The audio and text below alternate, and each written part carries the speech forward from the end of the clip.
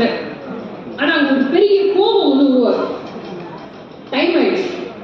அவர் இப்ப ஆபீஸ்க்கு போகணும். யாரு? பெரிய நிறுவனத்தினுடைய முதலாளி மனைவி கிட்ட சண்டை போட்டுக்கிட்டு ஆபீஸ் வரா. இப்ப இவருக்கு கோபம். மனைவியை கடுமையா திட்டணும்னு நினைக்கிறாரு. ஆனா திட்ட முடியல. டைம் ஆயிடுச்சு. கோபத்தை தூக்கிக்கிட்டே ஆபீஸ்க்கு வராருங்க. இப்போ அவருக்கு அவர்கிட்ட இருக்கக்கூடிய கோபத்தை எப்படியாவது கடத்தணும். உள்ளுக்குள்ள வச்சுக்கிட்டே இருக்காரு. கரெக்டா வந்து சிக்கலாம் மேனேஜர் கையில தூக்கிட்டு வர. மேல பார்த்தோன்னே தெரியுது ஸ்பெல்லிங் மிஸ்டேக். மூஞ்சில வீசுறாரு.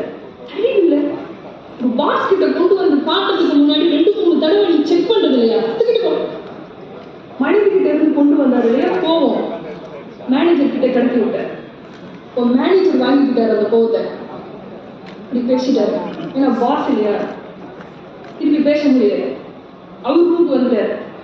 இப்போ இவர் அந்த கோவத்தை வச்சுக்கிட்டு இருக்காரு. வேற இடங்களையும் வந்து காட்டணும் இல்லையா?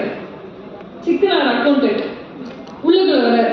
சார் பேலன்ஸ் பார்க்குறாரு. ஒரு டேலி ஆகல. கடைசியில் ஏதோ சில மிஸ்டேக்ஸ் எடுத்து மூஞ்சில வீசுறாரு. அறிவில்லை, டேலி ஆகல. ஏதோ பெரிய அக்கௌண்டன்ட்னு சொன்னாங்க.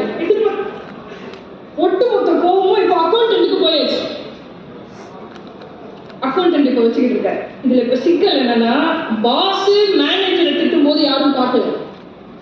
மேனேஜர் அக்கௌண்டன்ட் திட்டும் போது 2 பேரும் பார்த்துட்டான். நம்ம அவமானப்படுறத யாராவது பார்த்துட்டா என்ன ஆகும்? அதை விட பெரிய அவமானமா தெரியும். இப்ப கோவம் 2 மடங்கு ஆயிடுச்சு. வச்சுக்கிட்டே இருக்காரு. யார் மேலேயாவது காட்டணும். அவர் ஆபீஸ்க்கு போயிட்டாரு. அவருடைய ரூமுக்கு போயிட்டாரு. பியூன் வராரு. டீ எடுத்துட்டு வராரு. வந்து இப்படி வைக்கும் போது என்ன ஆயிடுது? அந்த டீ கொஞ்சம் சிந்தி இருக்கு. இவ்வளவு நேரம் வச்சு இந்த கோவத்தை அப்படியே பியூன் மேல கட்டாரு. அறிவில்லை, இப்படியே வைப்ப போ, எடுத்துட்டு போ. இப்ப இங்க என்ன சிக்கல்? போன் ஆபீஸ் வர பார்த்துச்சு. இப்போ இவரு அக்கௌண்டன்ட்ட சத்தம் போட முடியாது. ஒரு நாள் முழுக்க அந்த கோவத்தை அவர் மனசுக்குள்ள வச்சுக்கிட்டே வர்றாரு. வச்சுக்கிட்டே இருக்காரு.